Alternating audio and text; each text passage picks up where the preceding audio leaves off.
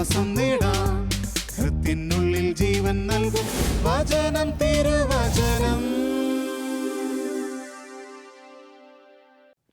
പിതാവിൻ്റെയും പുത്രൻ്റെയും പരിശുദ്ധാത്മാവിൻ്റെയും നാമത്തിൽ ആമേൻ. ഈശോയിൽ ഏറ്റവും സ്നേഹമുള്ളവരെ, നമ്മളെയൊക്കെ പലപ്പോഴും അസ്വസ്ഥതകൾ, ഉത്കണ്ഠകൾ ബുദ്ധിമുട്ടിക്കാറുണ്ട്. നമ്മുടെയൊക്കെ മനസ്സ് പലപ്പോഴും കലങ്ങാറുണ്ട്. നമ്മുടെ തന്നെ ജീവിതത്തിലെ ചില പ്രശ്നങ്ങളെക്കുറിച്ചാണ് നമ്മുടെ മനസ്സ് പലപ്പോഴും കലങ്ങാറുള്ളത്. എന്ത് ചെയ്യണം? ജീവിതത്തിൽ വരുന്ന വലിയ പ്രതിസന്ധി, നാളെയെക്കുറിച്ചുള്ള ഉത്കണ്ഠകൾ, ഭാവിയെക്കുറിച്ചുള്ള നമ്മുടെ വേദനകൾ, നമ്മുടെ മുമ്പിലുള്ള സാമ്പത്തിക ഞെരുക്കങ്ങൾ, മക്കളുടെ ഭാവിയെക്കുറിച്ചുള്ള ഉത്കണ്ഠകൾ, കടബാധ്യതകളെക്കുറിച്ചുള്ള ഉത്കണ്ഠകൾ, അങ്ങനെ വിവിധങ്ങളാണ് ഓരോ മനുഷ്യർക്കും ഉള്ള അസ്വസ്ഥതകൾ. ചില മനുഷ്യരെ രോഗം വല്ലാതെ അസ്വസ്ഥതപ്പെടുത്തും. അപ്പോൾ അവരാകപ്പാടെ തളർന്നു പോകും. അതവർക്ക് വളരെ അസ്വസ്ഥതയ്ക്ക് കാരണമാകും. അപ്പോൾ നമ്മുടെ ഏതൊരു പ്രതിസന്ധിയിലും പിടിച്ചു നിൽക്കാൻ വചനത്തിലൂടെ ഈശോ നമ്മെ നിർബന്ധിക്കുന്നുണ്ട്. ഈശോ നമ്മുടെ കരം പിടിച്ചിട്ടാണ് പറയുന്നത്, നിങ്ങളുടെ ഹൃദയം അസ്വസ്ഥമാകേണ്ട, ദൈവത്തിൽ വിശ്വസിക്കുവിൻ, എന്നിലും വിശ്വസിക്കുവിൻ. യോഹന്നാൻ്റെ സുവിശേഷം 14-ാമത്തെ അധ്യായം 1-ാമത്തെ തിരുവചനം. നമ്മളതൊന്ന് വീണ്ടും വീണ്ടും വായിച്ചു നോക്കുക. ഹൃദയത്തിനൊരു വലിയൊരാശ്വാസം ലഭിക്കും.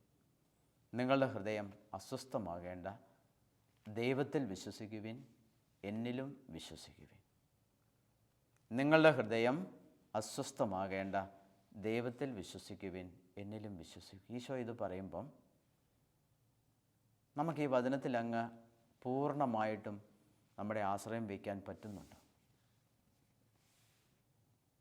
കർത്താവ് അതൊക്കെ പറഞ്ഞിട്ടുണ്ട്. പക്ഷേ എൻ്റെ ഈ ജീവിത സാഹചര്യത്തിൽ, എൻ്റെ ഈ പ്രതിസന്ധിയിൽ ഞാൻ എന്ത് ചെയ്യും?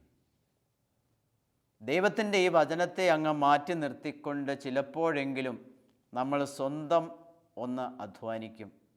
സ്വന്തം നമ്മുടെ ഈ ഉത്കണ്ഠകളെയും പ്രതിസന്ധികളെയും അതിജീവിക്കുവാനൊരു ശ്രമം നമ്മൾ നടത്തും. അവിടെയാണ് നമുക്ക് തെറ്റുപറ്റുന്നത്. മനുഷ്യജീവിതം സങ്കീർണമാകുമ്പോൾ അസ്വസ്ഥത വരിക വളരെ സ്വാഭാവികമാണ്. രോഗങ്ങളായിരിക്കാം, മരണം, സാമ്പത്തിക തകർച്ചകൾ, ജോലിഭാരങ്ങൾ, ചിലപ്പോൾ കിട്ടുന്ന ട്രാൻസ്ഫറുകൾ, ഉത്തരവാദിത്തങ്ങളുടെ ഭാരം, ഇവയെല്ലാം നമ്മളെ അസ്വസ്ഥതപ്പെടുത്തുമ്പോൾ നിത്യവും നമ്മുടെ കൂടെയായിരിക്കുന്ന നമ്മുടെ ഒരു തമ്പുരാനുണ്ട്. ആ തമ്പുരാൻ പറയുന്നു, നിങ്ങളുടെ ഹൃദയം അസ്വസ്ഥമാകേണ്ട, ദൈവത്തിൽ വിശ്വസിക്കുവിൻ, എന്നിലും വിശ്വസിക്കുവിൻ. ഇത് ചെയ്താൽ നമുക്ക് ആശ്വാസം കിട്ടും. നമ്മൾ ഈ അസ്വസ്ഥതകളിലേക്ക് പോകില്ല. ഈശോ പറയുന്നു, നിങ്ങളുടെ ഹൃദയം അസ്വസ്ഥമാകേണ്ട, ദൈവത്തിൽ വിശ്വസിക്കുവിൻ, എന്നിലും വിശ്വസിക്കുവിൻ. തമ്പുരാൻ ഇതെല്ലാം കഴിയും. നന്മ മാത്രം ചെയ്യുക, അത്രമാത്രം നമ്മൾ ചെയ്താൽ മതി. തമ്പുരാൻ ഇതെല്ലാം കഴിയും. ഏത് കാരണത്താലാണോ ഞാൻ അസ്വസ്ഥമായിരിക്കുന്നത്, നമ്മുടെ ആ കാരണത്തിൻ്റെ മുമ്പിലും ദൈവം നിസ്സഹായനല്ല. ഞാനൊരിക്കൽ ഒരു സഹോദരി കണ്ടു. സ്വന്തം മകൻ വളരെ ചെറുപ്പത്തിൽ വളരെ ദാരുണമായ രീതിയിൽ അപകടത്തിൽപ്പെട്ട് മരിച്ച ആ അമ്മ, ഇന്നുവരെയും ആ അമ്മയ്ക്ക് ഒരു സ്വസ്ഥത ലഭിച്ചിട്ടില്ല. അതുകൊണ്ട് ആ അമ്മ ഒത്തിരി വേദനിക്കുകയാണ്. ആ മരണം നടന്ന ദിവസത്തെ വേദന പോലെ അനേക വർഷങ്ങൾ കഴിഞ്ഞിട്ടും ആ അമ്മ വേദനിക്കുകയാണ്. ആ അമ്മയുടെ വേദന, ആ അപ്പൻ്റെ വേദന ഞാൻ പലപ്പോഴും ചിന്തിച്ച് നോക്കിയിട്ടുണ്ട്. കാരണം അവർക്ക് കൂടുതൽ വേറെ മക്കളില്ല. ഇതെങ്ങനെ പരിഹരിക്കും? ഞാൻ പലപ്പോഴും ചിന്തിച്ചിട്ടുണ്ട്. അവരുടെ കുടുംബത്തെ പ്രശ്നങ്ങൾ ഓർക്കുമ്പോൾ ഇതെങ്ങനെ പരിഹരിക്കും? പകരം വയ്ക്കാൻ മക്കളാരും അവിടെയില്ല. ഇന്ന് ആ ദമ്പതികൾ മാത്രം ആണ് ജീവിക്കുന്നത്. അവർ തനിച്ചാണ് ജീവിക്കുന്നത്. എങ്ങനെ ഈ പ്രശ്നം പരിഹരിക്കും? പക്ഷേ ഈശോ അവരോടും പറയുന്നു, നിങ്ങളുടെ ഹൃദയം അസ്വസ്ഥമാകേണ്ട, ദൈവത്തിൽ വിശ്വസിക്കുവിൻ, എന്നിലും വിശ്വസിക്കുവിൻ. ദൈവം അതെങ്ങനെയായിരിക്കും പരിഹരിക്കുന്നത്? അതിനെക്കുറിച്ച് നമ്മൾ ആലോചിക്കണ്ട. ദൈവം അവരോടും പറയുന്നു, തങ്ങളുടെ ഏകമകൻ മരിച്ചുപോയി, ഇനി ദൈവത്തിന് എന്ത് ചെയ്യാൻ പറ്റും? ഒരു മകനെ കൊണ്ടുവന്ന് കൊടുക്കാൻ പറ്റും? അല്ലെങ്കിൽ എങ്ങനെയായിരിക്കും ആ ഒരു മകൻ്റെ കുറവ് അവരുടെ ജീവിതത്തിൽ നിന്നും ദൈവം പരിഹരിച്ചു കൊടുക്കുക? നമുക്കാർക്കും അറിയത്തില്ല. നമുക്കാർക്കും അതിനൊരു പരിഹാരം പറഞ്ഞു കൊടുക്കാനുമില്ല. പക്ഷേ കർത്താവിൻ്റെ ഒരു വചനമുണ്ട്, നിങ്ങളുടെ ഹൃദയം അസ്വസ്ഥമാകേണ്ട, ദൈവത്തിൽ വിശ്വസിക്കുവിൻ, എന്നിലും വിശ്വസിക്കുവിൻ. ഇത്രയും വിശ്വസിച്ചാൽ മതി, എൻ്റെ തമ്പുരാന് എല്ലാം കഴിയും. പരീക്ഷാക്കാലത്ത് നമ്മുടെ കുട്ടികളൊക്കെ ഒത്തിരിയേറെ അസ്വസ്ഥപ്പെടാറുണ്ട്. പഠിച്ചത് വരുമോ? ചോദ്യപേപ്പർ കിട്ടുമ്പോൾ ഉത്തരം വേണ്ടതുപോലെ എഴുതാൻ പറ്റുമോ?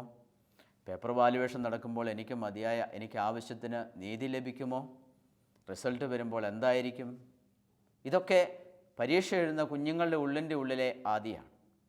ഈ ആദിക്ക് ദൈവം നൽകുന്നൊരു മറുപടിയാണ്, നിങ്ങളുടെ ഹൃദയം അസ്വസ്ഥമാകേണ്ട, ദൈവത്തിൽ വിശ്വസിക്കുവിൻ, എന്നിലും വിശ്വസിക്കുവിൻ. കാരണം ഇവിടെയെല്ലാം പ്രവർത്തിക്കാൻ കഴിയുന്നവനാണ്. നമ്മുടെ എല്ലാ അസ്വസ്ഥതകളുടെ മേലും അധികാരമുള്ളവനാണ് നമ്മുടെ ദൈവം. ദൈവത്തിൽ വിശ്വസിക്കുവിൻ, എന്നിലും വിശ്വസിക്കുവിൻ. ദൈവം ബാക്കിയെല്ലാം നോക്കിക്കൊള്ളും. ഇത് നമ്മൾ ചെയ്യേണ്ട കാര്യമാണ്, കണ്ണടച്ച് ദൈവത്തിൽ വിശ്വസിക്കുക. ഞാൻ നോക്കുന്നു, ഈ മലബാർ നാട്ടിലൊക്കെ കുടിയേറ്റ കാലഘട്ടത്തിൽ ആവശ്യത്തിന് പാലമോ റോഡോ ഒന്നും ഇല്ലാതിരുന്ന ഒരു കാലഘട്ടം. അപ്പം അന്ന് പല കുടുംബങ്ങളും യാത്ര ചെയ്യുന്ന തോണിയിലാണ്.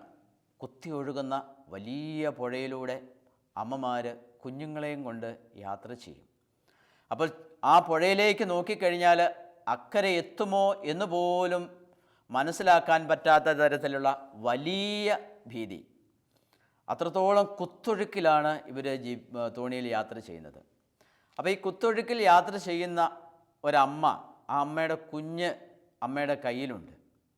തോണിയൊന്ന് ചെരിഞ്ഞു, അല്ലെങ്കിൽ ഒന്ന് മറിയാൻ പോയി, പെട്ടെന്ന് എന്തെങ്കിലും ഒന്ന് സംഭവിക്കാൻ പറ്റും.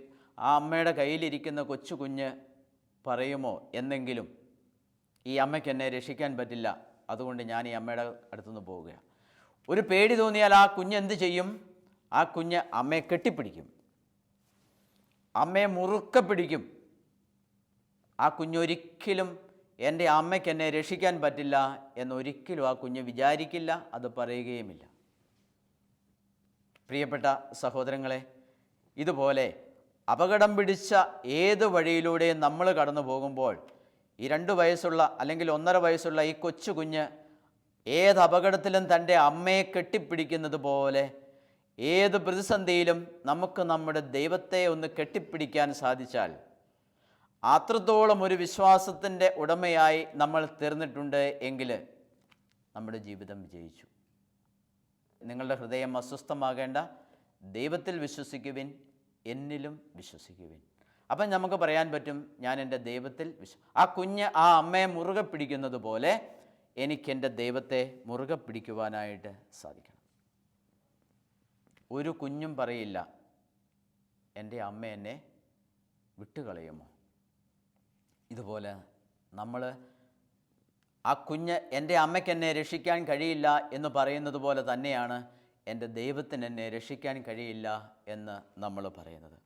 മത്തായിയുടെ സുവിശേഷം 7-ാമത്തെ അധ്യായം 9-ാമത്തെ തിരുവചനത്തിൽ ഇങ്ങനെ പറയുന്നുണ്ട്, മകൻ അപ്പം ചോദിച്ചാൽ കല്ല് കൊടുക്കുന്ന ആരെങ്കിലും നിങ്ങളിലുണ്ടോ? അഥവാ മീൻ ചോദിച്ചാൽ പാമ്പിനെ കൊടുക്കുമോ? മക്കൾക്ക് നല്ല വസ്തുക്കൾ കൊടുക്കണമെന്ന് ദുഷ്ടരായ നിങ്ങൾ അറിയുന്നുവെങ്കിൽ നിങ്ങളുടെ സ്വർഗസ്ഥനായ പിതാവ് തന്നോട് ചോദിക്കുന്നവർക്ക് എത്രയോ കൂടുതൽ നന്മകൾ നൽകും. ഈശോ നമ്മോട് ചോദിക്കുന്ന ഇതാ, മകൻ അപ്പം ചോദിച്ചാൽ ആരെങ്കിലും കല്ല് കൊടുക്കുമോ? മകൻ എന്തിനാ അപ്പം ചോദിക്കുന്നത്? അവന് വിശന്നിട്ടാണ് അപ്പം ചോദിക്കുന്നത്. അവന് വിശന്ന് കഴിയുമ്പോൾ അവൻ അപ്പം ചോദിക്കും. അപ്പോൾ ഏതെങ്കിലും ഒരു പിതാവ് കല്ലെടുത്ത് കൊടുക്കുമോ? എനിക്ക് മീൻ വേണം, എനിക്കൊരു കറിവെച്ച മീൻ വേണം, അല്ലെങ്കിൽ വറുത്ത മീൻ ഒരെണ്ണം വേണമെന്ന് ഒരു മകൻ പറഞ്ഞാൽ ഏതപ്പന് അല്ലെങ്കിൽ ഏതമ്മയാണ് ഒരു പാമ്പിനെ പിടിച്ചു കൊടുക്കുക? ആരും ചെയ്യില്ല. എന്നിട്ട് ഈശോ ചോദിക്കുന്നതാ, മക്കൾക്ക് നല്ല ദാനങ്ങൾ നൽകാൻ ദുഷ്ടരായ നിങ്ങൾക്കറിയാം. അതായത് ഭൂമിയിലെ എത്ര ദുഷ്ടരായ മാതാപിതാക്കളാണെങ്കിലും തങ്ങളുടെ മക്കൾക്ക് അവർ നല്ലതേ നൽകൂ. എന്നിട്ട് ഈശോ ചോദിക്കുകയാണ്, അങ്ങനെയാണ് എങ്കിൽ സ്വർഗസ്ഥനായ പിതാവ് തന്നോട് ചോദിക്കുന്നവർക്ക് എത്രയോ നന്മകൾ നൽകും. നന്മ മാത്രം. ദൈവം നൽകുന്നത് നന്മ മാത്രമാണ്. സമൂഹത്തിൽ എത്ര മോശമായ മാതാപിതാക്കളാണെങ്കിലും, അപ്പനാണെങ്കിലും അമ്മയാണെങ്കിലും, അവൻ അവൻ്റെ മകനെ സ്നേഹിക്കും, അവൻ്റെ മകളെ സ്നേഹിക്കും. കാനാൻ ദേശം കൈവശപ്പെടുത്തുന്നതിന് മുമ്പ് മോശ മരിച്ചുപോയി. മോശയെ കാനാൻ നാട്ടിൽ പ്രവേശിക്കാൻ ദൈവം അനുവദിച്ചില്ല. അപ്പോൾ അവിടെ മോശ അങ്ങ് മരിച്ചു കഴിഞ്ഞപ്പം വലിയൊരു ഉത്കണ്ഠയാണ് ഇസ്രായേൽ ജനത്തിൻ്റെ മുമ്പിൽ. തങ്ങളെ ചെങ്കടൽ കടത്തി മരുഭൂമിയിലൂടെ നയിച്ച് ഇത്രയും കാലം കൊണ്ടു നടന്നത് ഈ മോശയാണ്. മോശ പ്രഗത്ഭനായിരുന്നു. ഇനി ആരാ ഉള്ളേ? ഇനി ഞങ്ങളൊന്നുമല്ലാത്തൊരു സ്ഥലത്ത്, ഞങ്ങൾ മരുഭൂമിയിലാണ്, ഞങ്ങളൊന്നുമല്ലാത്തൊരു സ്ഥലത്ത് എത്തിച്ചേർന്നു. അവിടെ വലിയൊരു ഉത്കണ്ഠയാണ്.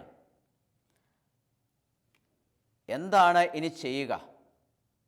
ജനത്തിനാകപ്പാടെ അസ്വസ്ഥതയായി. ജോഷുവയുടെ പുസ്തകം 1-ാമത്തെ അധ്യായം 1-ാമത്തെ തിരുവചനത്തിൽ നമ്മളിങ്ങനെ വായിക്കുന്നുണ്ട്.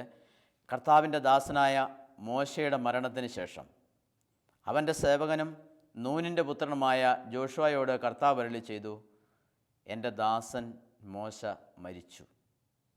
നീയും ജനം മുഴുവനും ഉടനെ തയ്യാറായി ജോർദാൻ നദി കടന്ന് ഞാൻ ഇസ്രായേൽ ജനത്തിന് നൽകുന്ന ദേശത്തേക്ക് പോവുക. ദൈവത്തിൻ്റെ പ്രവൃത്തി അവിടെ അവസാനിക്കുന്നില്ല. മോശയുടെ മരണം ദൈവത്തിൻ്റെ ഒരു പ്രവൃത്തിയെയും തടസ്സപ്പെടുത്തുന്നില്ല. ദൈവത്തിൻ്റെ പദ്ധതി കൃത്യമായിട്ട് മുന്നോട്ട് നീങ്ങുകയാണ്. ദൈവത്തിൻ്റെ പദ്ധതി മോശയുടെ ജീവിതം അവിടെ തീരണം. അതിനുശേഷം ജോഷുവ ഈ ഇസ്രായേൽ ജനത്തെ നയിക്കണം. ദൈവം അത് കണ്ടിട്ടുണ്ട്. അപ്പം ദൈവം ഇസ്രായേൽ ജനത്തോട് പറയുന്നതാണ്, ദൈവത്തിൻ്റെ പദ്ധതികൾ നിർവഹിക്കാൻ ദൈവത്തിന് വഴികളുണ്ട്. മോശ മരിച്ചു എന്ന് വിചാരിച്ച് ദൈവത്തിൻ്റെ പദ്ധതികൾ അവിടെ അവസാനിക്കുന്നില്ല. ദൈവം മറ്റൊരാളെ തിരഞ്ഞെടുത്തു. ദൈവം ശക്തനായ ജോഷുവയെ തിരഞ്ഞെടുത്തു. അപ്പം ദൈവത്തിൻ്റെ പ്രവൃത്തികൾ തടസ്സപ്പെടാതിരിക്കാൻ കർത്താവ് ജോഷുവയിലൂടെ പ്രവൃത്തി തുടങ്ങി. അപ്പം ശക്തനായ മോശയുടെ മരണം തുടർന്നുള്ള കാര്യങ്ങൾ അപകടത്തിലാക്കിയില്ല. നമ്മുടെയൊക്കെ ജീവിതത്തിൽ ചിലപ്പോൾ സംഭവിക്കുന്ന കാര്യം ഇതാണ്. ചില കാര്യങ്ങളിലൊക്കെ തടസ്സം നേരിടുമ്പോൾ ദൈവത്തിന് മറ്റു വഴി തുറക്കാൻ കഴിയുമെന്ന് നമ്മൾ ഒരിക്കലും വിശ്വസിക്കില്ല. ഒരു വാതിലടഞ്ഞാൽ മറ്റനേക വാതിലുകൾ തുറന്നു തരാൻ പറ്റുന്നവനാണ് നമ്മുടെ ദൈവമെന്ന് നമ്മൾ ഒരിക്കലും വിശ്വസിക്കുന്നില്ല. അതുകൊണ്ട് കർത്താവിൻ്റെ വചനത്തിൻ്റെ മാധുര്യം ആസ്വദിക്കുവാൻ പലപ്പോഴും നമുക്ക് കഴിയുന്നില്ല. നിങ്ങളുടെ ഹൃദയം അസ്വസ്ഥമാകേണ്ട, ദൈവത്തിൽ വിശ്വസിക്കുവിൻ, എന്നിലും വിശ്വസിക്കുവിൻ എന്നുള്ള ഈശോയുടെ ആ വചനം ഇന്നും നിലനിൽക്കുന്നു, എന്നും നിലനിൽക്കും. ആകാശവും ഭൂമിയും മാറിയാലും വചനം ഒരിക്കലും മാറത്തില്ല. അപ്പോൾ ജോഷുവയുടെ പുസ്തകം 1-ാമത്തെ അധ്യായം 5-ാമത്തെ തിരുവചനം നമ്മെ ഓർമ്മപ്പെടുത്തുന്നു, നിൻ്റെ ആയുഷ്കാലത്തൊരിക്കലും ആർക്കും നിന്നെ തോൽപ്പിക്കാൻ സാധിക്കുകയില്ല. ഞാൻ മോശയോടുകൂടെ എന്ന പോലെ നിന്നോടുകൂടെയും ഉണ്ടായിരിക്കും. ഒരിക്കലും നിന്നെ കൈവിടുകയില്ല. ശക്തനും ധീരനുമായിരിക്കുക. മോശയോടുകൂടെ എന്ന പോലെ തന്നെ നിന്നോടുകൂടെയും ഞാൻ ഉണ്ടായിരിക്കും. നീ എന്താ ചെയ്യേണ്ടത്? ശക്തനും ധീരനുമായിരിക്കുക. അപ്പോൾ ദൈവത്തിൻ്റെ ആഗ്രഹം ഇതാണ്. മോശ മരിച്ചു. അവിടെ ഒരു ഉത്കണ്ഠ ജനത്തിൻ്റെ ഇടയിലുണ്ടായി. ഇനി തങ്ങളെ ആര് നയിക്കുമെന്ന് അവർ ആകുലപ്പെട്ടു. പക്ഷേ ദൈവം ജോഷുവയോട് പറഞ്ഞു, നീയും ജനവും മരുഭൂമിയിലാണ്. നീ വളരെ വേഗം ഒരുങ്ങി ഇസ്രായേൽ ജനത്തെയും കൂട്ടി വേഗം ഞാൻ കാണിച്ചു തരുന്ന, ഞാൻ തരാമെന്ന് പറഞ്ഞ ദേശത്തേക്ക് യാത്ര പുറപ്പെടുക. അതാണ് ദൈവത്തിൻ്റെ പദ്ധതി. അങ്ങനെ ജോഷുവ ഇസ്രായേൽ ജനത്തെയുമായി വാഗ്ദത്ത നാട്ടിലേക്ക് പോവുകയാണ്. മനുഷ്യരുടെ കഴിവിലല്ല, ദൈവത്തിൻ്റെ ശക്തമായ കരത്താലാണ് ദൈവം തനിക്കിഷ്ടമുള്ളതുപോലെ പ്രവർത്തിക്കുന്നത്. അനാദി മുതൽ ദൈവത്തിൻ്റെ പ്രവൃത്തി എങ്ങനെയാണ്? നമുക്ക് ദൈവത്തിൻ്റെ ആ പ്രവൃത്തികൾ നോക്കിക്കണ്ട് വിസ്മയിച്ച് ദൈവത്തിൻ്റെ മഹത്വത്തെ വാഴ്ത്തിപ്പാടാനല്ലാതെ നമുക്കൊന്നിനും സാധിക്കത്തില്ല. ദൈവത്തിൻ്റെ വഴികൾ എത്ര നമ്മുടെ ജീവിതത്തിൽ അജ്ഞാതമാണ്. ദൈവത്തിൻ്റെ വഴികൾ മഹത്വപൂർണ്ണമാണ്. കാരണം അവിടുന്ന് ദൈവമാണ്. അപ്പോൾ ആ ദൈവമാണ് നമ്മളെ നയിച്ചുകൊണ്ടിരിക്കുന്നത്. അതുകൊണ്ടാണ് ഈശോ ധൈര്യമായിട്ട് പറയുന്നത്, നിങ്ങളുടെ ഹൃദയം അസ്വസ്ഥമാകേണ്ട, ദൈവത്തിൽ വിശ്വസിക്കുവിൻ, എന്നിലും വിശ്വസിക്കുവിൻ. ഈ രണ്ട് കാര്യം ആവശ്യം. ദൈവത്തിലും വിശ്വസിക്കുക, ഈശോയിലും വിശ്വസിക്കുക, അസ്വസ്ഥതപ്പെടാതിരിക്കുക. കാരണം നമ്മളെ മുമ്പോട്ട് നയിക്കുന്നവൻ ഈ ദൈവം. അതുകൊണ്ടാണല്ലോ പുറപ്പാട് 14:14 പറയുന്നത്, നിങ്ങൾ ശാന്തരായിരുന്നാൽ മതി, കർത്താവ് തന്നെ നിങ്ങൾക്ക് വേണ്ടി യുദ്ധം ചെയ്തുകൊള്ളും. അപ്പം നമ്മുടെ ഹൃദയം അസ്വസ്ഥമാകേണ്ട എന്ന് പറയുമ്പോൾ അത് അസ്വസ്ഥമാകേണ്ട. നമ്മൾ ദൈവത്തിൻ്റെ മുമ്പിലിരിക്കുക, വരുന്നതൊക്കെ വരട്ടെ, വരുന്നതൊക്കെ വന്നോട്ടെ, ആ ഒരു മനസ്സോടെ ഇരിക്കുവാനായിട്ട് നമുക്ക് സാധിക്കണം. അപ്പം നമ്മുടെ ഉത്കണ്ഠകൾ എന്തിനെക്കുറിച്ച്? പലവിധ കാര്യങ്ങളെക്കുറിച്ചാണ് നമുക്കുണ്ടാകേണ്ട. നമ്മുടെ മക്കളുടെ പഠനമുണ്ട്, അവരുടെ ജോലിയുണ്ട്, അവരുടെ വിദേശയാത്രകളുണ്ട്, നമ്മുടെ വീട് പണികളുണ്ട്, ബിസിനസ്സുകളുണ്ട്, നമ്മുടെ യാത്രകളുണ്ട്, നമ്മുടെ വാഹനമുണ്ട്, നമ്മുടെ പറമ്പുണ്ട്, നമ്മുടെ വീട്. ഇതിനെക്കുറിച്ചൊക്കെ നമുക്കെന്നും ഉത്കണ്ഠകളാണ്. കുഞ്ഞി കാര്യങ്ങളെക്കുറിച്ച് നമ്മൾ വളരെ വലുതായിട്ട് നമ്മൾ ഉത്കണ്ഠപ്പെടും. ദൈവമില്ലയോ എന്ന് പോലും സംശയിക്കുന്ന വിധത്തിൽ നമ്മൾ ഉത്കണ്ഠപ്പെടും. ഇല്ല, നമ്മുടെ ദൈവമുണ്ട്. നിങ്ങളുടെ ഹൃദയം അസ്വസ്ഥമാകേണ്ട, ദൈവത്തിൽ വിശ്വസിക്കുവിന്, എന്നിലും വിശ്വസിക്കും. ഇത്രമാത്രമേ ദൈവം നമ്മളിൽ നിന്നും ചോദിക്കുന്നു. അപ്പോൾ എല്ലാം ഞാൻ ഉദ്ദേശിക്കുന്ന പോലെ ഭംഗിയായി നടക്കണമെന്നില്ല. പക്ഷേ ദൈവം നമ്മൾ ഉദ്ദേശിക്കുന്നതിനേക്കാൾ ഭംഗിയായി നമ്മുടെ പദ്ധതികൾ അല്ല, ദൈവത്തിൻ്റെ പദ്ധതികൾ നിറവേറ്റാൻ. അപ്പം നമ്മുടെ പദ്ധതികൾ നിറവേറണമെന്നാണ് പലപ്പോഴും നമ്മൾ വിചാരിക്കുക. എനിക്കെൻ്റെ കാര്യങ്ങളെക്കുറിച്ച് ചില ചിന്തകളുണ്ട്, എനിക്കെൻ്റെ ജീവിതത്തെക്കുറിച്ച് വല്ല വഴികൾ ഞാൻ കണ്ടിട്ടുണ്ട്, അതുപോലെ കാര്യങ്ങൾ നടക്കണം എന്ന് ഞാൻ വാശി പിടിക്കും. ഞാൻ അതുപോലെ നടക്കണമെന്ന് ആഗ്രഹിക്കുമ്പോൾ അവിടെ ഒരു ടെൻഷൻ ഉത്ഭവിക്കുക. എൻ്റെ ലക്ഷ്യങ്ങളും ദൈവത്തിൻ്റെ ലക്ഷ്യങ്ങളും രണ്ടാകുമ്പോൾ അവിടെ ഒരു ടെൻഷൻ വരികയാണ്. അവിടെയാണ് പലപ്പോഴും നമുക്ക് അസ്വസ്ഥത അനുഭവപ്പെടുന്നത്. ദൈവത്തിൻ്റെ പദ്ധതികൾ കൂട്ടിച്ചേർത്ത് പോകുമ്പോൾ എൻ്റെ ദൈവം ആഗ്രഹിക്കുന്നത് പോലെ എനിക്ക് സംഭവിക്കട്ടെ, എൻ്റെ ദൈവം ആഗ്രഹിക്കുന്നത് പോലെ എൻ്റെ കുടുംബത്തിൽ സംഭവിക്കട്ടെ, എൻ്റെ ദൈവം ആഗ്രഹിക്കുന്നത് പോലെ ഞാൻ ജോലി ചെയ്യുന്ന ഇടത്ത് സംഭവിക്കട്ടെ എന്ന് വിചാരിക്കുവാൻ സാധിച്ചാൽ നമുക്ക് ഈ അസ്വസ്ഥതകളും ഭാരങ്ങളും മാറിക്കിട്ടും. അപ്പം നിങ്ങളുടെ ഹൃദയം അസ്വസ്ഥമാകേണ്ട എന്ന് ഈശോ പറയുമ്പോൾ ദൈവത്തിന് വ്യക്തമായ പദ്ധതി ഉണ്ട് എന്ന് നമ്മൾ മനസ്സിലാക്കണം. ജെറമിയായുടെ പുസ്തകം 29-ാമത്തെ അധ്യായം 11-ാമത്തെ തിരുവചനം വളരെ നല്ലൊരു ആശ്വാസവചനം നമുക്ക് തരുന്നുണ്ട്. നിങ്ങളെക്കുറിച്ചുള്ള പദ്ധതി എൻ്റെ മനസ്സിലുണ്ട്, നിങ്ങളെക്കുറിച്ചുള്ള പദ്ധതി എൻ്റെ മനസ്സിലുണ്ട്, നിങ്ങളുടെ നാശത്തിനല്ല ക്ഷേമത്തിനുള്ള പദ്ധതിയാണ്, നിങ്ങൾക്ക് ശുഭമായ ഭാവിയും പ്രത്യാശയും നൽകുന്ന പദ്ധതി. നിങ്ങളെക്കുറിച്ചുള്ള പദ്ധതി എൻ്റെ മനസ്സിലുണ്ട്, നിങ്ങളുടെ നാശത്തിനല്ല ക്ഷേമത്തിനുള്ള പദ്ധതിയാണ്, നിങ്ങൾക്ക് ശുഭമായ ഭാവിയും പ്രത്യാശയും നൽകുന്ന പദ്ധതി. സ്നേഹമുള്ളവരെ, എത്ര മനോഹരമായിട്ടാണ് ദൈവം നമ്മോട് പറയുന്നത്. നിങ്ങളെക്കുറിച്ചുള്ള പദ്ധതി എൻ്റെ മനസ്സിലുണ്ട്, നിങ്ങളുടെ നാശത്തിനല്ല നിങ്ങളുടെ ക്ഷേമത്തിനുള്ള പദ്ധതിയാണത്. നമ്മൾ പലപ്പോഴും ദൈവത്തിന് നമ്മളെക്കുറിച്ചുള്ള പദ്ധതി ക്ഷേമത്തിനുള്ള പദ്ധതിയാണ്, നമ്മുടെ നാശത്തിനല്ല ശുഭമായ ഭാവിയും പ്രത്യാശയും നൽകുന്ന പദ്ധതിയാണ് എന്ന് നമുക്ക് വിശ്വസിക്കാൻ പറ്റുന്നില്ല. ദൈവത്തിന് എന്നെക്കുറിച്ചുള്ള പദ്ധതി എൻ്റെ ക്ഷേമത്തിനുള്ള പദ്ധതിയാണ്, ശുഭമായ ഭാവിയും പ്രത്യാശയും നൽകുന്ന പദ്ധതിയാണ് എന്ന് അങ്ങ് ഉറച്ച് വിശ്വസിക്കുവാനായിട്ട് എനിക്ക് പറ്റുന്നില്ല. ഇവിടെയാണ് നമ്മൾ തിരുത്തേണ്ടത്. അങ്ങനെ വരുമ്പോൾ നമ്മുടെ ഹൃദയം ഒരിക്കലും അസ്വസ്ഥമാകില്ല. നമ്മുടെ ഹൃദയം അസ്വസ്ഥമാകുന്നത് എന്നെ ദൈവം കൊണ്ടുപോകുന്ന വഴി അപകടമില്ലാത്ത വഴിയായിരിക്കുമോ? ദൈവം എന്നെ കാണുന്നുണ്ടാവോ? ദൈവത്തിന് എന്നെക്കുറിച്ചൊരു പദ്ധതി ഉണ്ടോ? ഇതൊന്നും നമുക്ക് ഉറച്ച് വിശ്വസിക്കുവാനായിട്ട് പറ്റുന്നില്ല.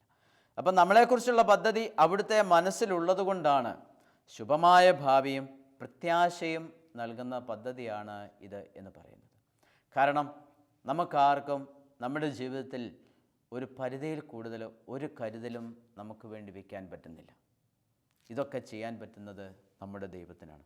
അപ്പം ഞാൻ മത്തായിയുടെ സുവിശേഷം 6-ാമത്തെ അധ്യായം 25-ാമത്തെ വചനം നമ്മോട് പറയുന്നു, ഞാൻ നിങ്ങളോട് പറയുന്നു, എന്തു ഭക്ഷിക്കും, എന്തു പാനം ചെയ്യും എന്ന ജീവനെക്കുറിച്ചോ എന്തു ധരിക്കുമെന്ന് ശരീരത്തെക്കുറിച്ചോ നിങ്ങൾ ഉത്കണ്ഠാകുലരാകേണ്ട. നമ്മുടെ നല്ലൊരു ശതമാനവും ഉത്കണ്ഠകളും ഈ വിഷയത്തെക്കുറിച്ചാണ്. എന്തു ഭക്ഷിക്കും, എന്തു പാനം ചെയ്യും, അതിന്നല്ല നാളെയും മറ്റന്നാളും. നമ്മുടെ ജീവിതം അവസാനിക്കുന്നതുവരെ ഞാൻ എന്തു ഭക്ഷിക്കും, അതാണ് നമ്മുടെ ആകുലത. ഇന്നത്തെക്കുറിച്ച് മാത്രമല്ല, നമുക്ക് നാളത്തെക്കുറിച്ചും മറ്റന്നാളെക്കുറിച്ചും നമ്മുടെ ജീവിതത്തിൻ്റെ അവസാനത്തെക്കുറിച്ചും ചിലരൊക്കെ വാർദ്ധക്യകാലത്ത് തങ്ങളെ ആര് ശുശ്രൂഷിക്കും എന്ന് പോലും ഓർത്ത് ആകുലപ്പെടാറുണ്ട്. വാർദ്ധക്യത്തിൽ എനിക്ക് മരുന്ന് കിട്ടുമോ, എനിക്ക് ഭക്ഷണം കിട്ടുമോ, ഇതുപോലും ഓർത്ത് ആകുലപ്പെടുന്ന ഒത്തിരിയേറെ പേരുണ്ട്. ഈശോ പറയുന്നു, ഇന്നത്തെ ദിവസത്തിന് ഇതിൻ്റെ ക്ലേശം മതി. ഓരോ ദിവസത്തിനും അതതിൻ്റെ ക്ലേശം മതി.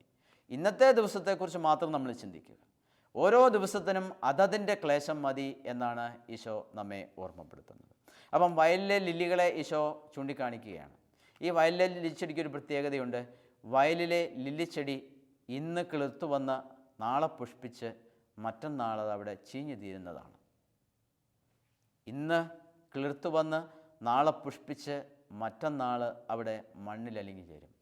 അത് ദൈവം എത്ര മനോഹരമായിട്ടാണ് അതിനെ അലങ്ങി.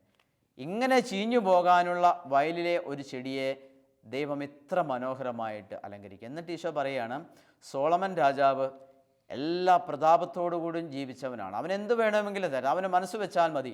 അവൻ്റെ ദാസന്മാർ ഉടനെ കൊണ്ട് തരുമായിരുന്നു. തന്നെയല്ല, അവൻ അപാരമായ ബുദ്ധിയുടെ രാജാവായിരുന്നു.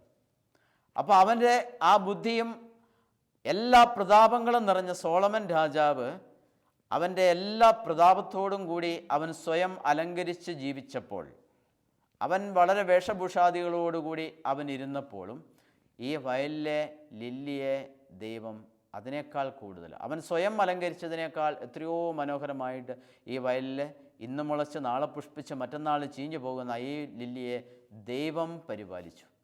അപ്പോൾ സോളമൻ അവൻ്റെ സർവ്വമഹത്വത്തിലും അലങ്കൃതനായിരുന്നതിനേക്കാൾ മനോഹരമായിട്ടാണ് വയലിലെ ചെടി അലങ്കരിക്കപ്പെട്ട് നിൽക്കുന്നത്. അപ്പോൾ അവന് ചെയ്യാൻ പറ്റുന്നതിനൊക്കെ ഒരു പരിമിതികളുണ്ടായിരുന്നു. പക്ഷേ ദൈവത്തിന് ചെയ്യാൻ പറ്റുന്നതിന് പരിമിതികളില്ല.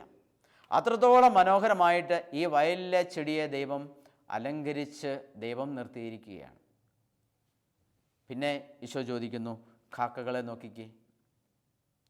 കാക്ക ഒരു നൂല് പോലും ശരിയാക്കിയിട്ടില്ല, ഒരു വിത്ത് പോലും എവിടെയും വിതച്ചിട്ടില്ല. എങ്കിലും ദൈവം അവയെ പോറ്റുകയാണ്. ദൈവം അവയെ പോറ്റുന്നുണ്ട്. ദൈവം അവയെ പോറ്റുന്നത് അവിടുത്തെ വചനം കൊണ്ടാണ്. അതുകൊണ്ട് അവർക്ക് ഒരു കുറവും അനുഭവപ്പെടുന്നില്ല. പ്രിയപ്പെട്ട സഹോദരങ്ങളെ, നമുക്ക് വേണ്ടത് വിശ്വാസമാണ്. കർത്താവ് പറഞ്ഞ ഈ വചനം അവിടുന്ന് പാലിക്കും എന്ന വിശ്വാസം. മക്കൾക്ക് നല്ല ദാനങ്ങൾ കൊടുക്കാൻ മാത്രം മാതാപിതാക്കൾ എപ്പോഴും ശ്രദ്ധിക്കാറുള്ളൂ. എന്നാൽ അതിനേക്കാൾ കൂടുതൽ നൽകുന്ന ഒരു സ്വർഗസ്ഥനായ പിതാവ് നമുക്കുണ്ട്. യെശയ്യായുടെ പുസ്തകം 49-ാമത്തെ അധ്യായം 15-ാമത്തെ തിരുവചനം നമ്മോട് പറയുന്നു, ഇതാ നിന്നെ ഞാൻ എൻ്റെ ഉള്ളം കയ്യിൽ രേഖപ്പെടുത്തിയിരിക്കുന്നു. നിന്നെ ഞാൻ എൻ്റെ ഉള്ളം കയ്യിൽ രേഖപ്പെടുത്തിയിരിക്കുന്നു.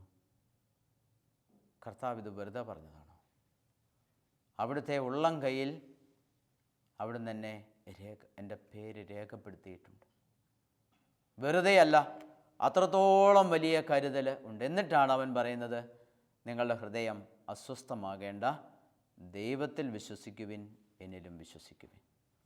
ഈ ഒരു കാര്യം മാത്രമേ ദൈവം എന്നിൽ നിന്ന് ആവശ്യപ്പെടുന്നുള്ളൂ. ഞാൻ വിശ്വസിക്കണം. എന്നെ അനുഗ്രഹിക്കുന്ന ഈ ദൈവത്തിൽ, എന്നെ താങ്ങുന്ന ഈ ദൈവത്തിൽ ഞാൻ വിശ്വസിക്കണം. ദൈവത്തോട് ചേർന്ന് നിൽക്കാത്തത് കൊണ്ട് അനുഭവപ്പെടുന്ന ഉത്കണ്ഠകൾക്ക് ദൈവം ഒരിക്കലും ഉത്തരവാദിയല്ല. ഞാൻ ദൈവത്തോട് ചേർന്ന് നിൽക്കാതെ അതിലെയും ഇതിലെയൊക്കെ അലഞ്ഞു തിരിഞ്ഞ്, പൗലോസ് അപ്പോസ്തലൻ്റെ ആദ്യകാല ജീവിതത്തിലെ പോലെ ഞാൻ ഇതിലെയുമൊക്കെ അലഞ്ഞു തിരിഞ്ഞിട്ട് എനിക്ക് അസ്വസ്ഥതകൾ ഉണ്ടാകുന്നെങ്കിൽ അതിൻ്റെ ഉത്തരവാദി ദൈവമല്ല. അപ്പം ഞാൻ എൻ്റെ ദൈവത്തിൽ പൂർണ്ണമായും വിശ്വസിക്കുന്നു. ഞാൻ എൻ്റെ ദൈവത്തിൽ എൻ്റെ വിശ്വാസം അർപ്പിക്കുന്നു. എന്നെ താങ്ങുന്ന ദൈവം, എൻ്റെ പേര് ഉള്ളം കയ്യിൽ രേഖപ്പെടുത്തിയ ദൈവം. ഉള്ളം കയ്യിൽ രേഖപ്പെടുത്തിയാൽ പ്രത്യേകത എന്താണ്? എപ്പോഴും കാണാൻ പറ്റും. കൈയെടുക്കുമ്പോൾ എനിക്ക് ആ പേര് കാണാൻ പറ്റും. നമ്മുടെ ഓരോരുത്തരുടെയും പേര് ആ ദൈവത്തിൻ്റെ കരങ്ങളിൽ എങ്ങനെയുണ്ട്? എപ്പോൾ കൈയെടുത്താലും എന്നെക്കുറിച്ച് ഓർമ്മ വരും. കാരണം എൻ്റെ പേര് ആ കയ്യിലാണ് എഴുതപ്പെട്ടിരിക്കുന്നത്. അപ്പോൾ കർത്താവ് എന്നെ ആദരിക്കുകയും എൻ്റെ ദൈവം എനിക്ക് ശക്തിയാവുകയും ചെയ്തിരിക്കുന്നുവെന്ന് യെശയ്യാ പ്രവാചകൻ 49-ാമത്തെ അധ്യായം 5-ാമത്തെ വചനത്തിലും പറയും. കർത്താവ് എന്നെ ആദരിക്കുകയും എൻ്റെ ദൈവം എനിക്ക് ശക്തിയാവുകയും ചെയ്തിരിക്കുന്നു. കാരണം അവിടുന്ന് എൻ്റെ പേര് തൻ്റെ ഉള്ളം കയ്യിൽ രേഖപ്പെടുത്തി വെച്ചിട്ടുണ്ട്. എന്നെ ഒരിക്കലും മറന്നു പോവില്ല. എന്നെ ഒരിക്കലും മറന്നു പോകാതെ ഈ കയ്യിൽ പേരെഴുതി വെച്ചതുകൊണ്ട് എപ്പോഴും ഇത് കാണും, അതുകൊണ്ട് ഓർമ്മിക്കപ്പെടും. അപ്പം ഞാൻ എപ്പോഴും ദൈവത്തിൻ്റെ മുമ്പിൽ ജീവിക്കുന്ന ഒരു ഓർമ്മയാണ്. ഒരു നിമിഷം നമുക്ക് പ്രാർത്ഥിക്കാം. കാരുണ്യവാനായ ഈശോയെ, ഞങ്ങളുടെ പേരുകൾ ഉള്ളം കയ്യിൽ രേഖപ്പെടുത്തി എപ്പോഴും ഞങ്ങളെക്കുറിച്ചുള്ള ഓർമ്മ അങ്ങേക്കുണ്ടെന്ന് അങ്ങ് ഞങ്ങൾക്ക് ഉറപ്പ് നൽകുന്നു. ഈശോയെ, അക്കാരണത്താൽ തന്നെ ഞങ്ങളുടെ ഹൃദയം അസ്വസ്ഥമാകാതെ എപ്പോഴും അങ്ങയിൽ ആശ്രയിച്ച് ജീവിക്കുന്ന വിശ്വാസമുള്ള ആൾക്കാരായി ഞങ്ങൾക്ക് തീരാനുള്ള വലിയ കൃപ നൽകണമേ.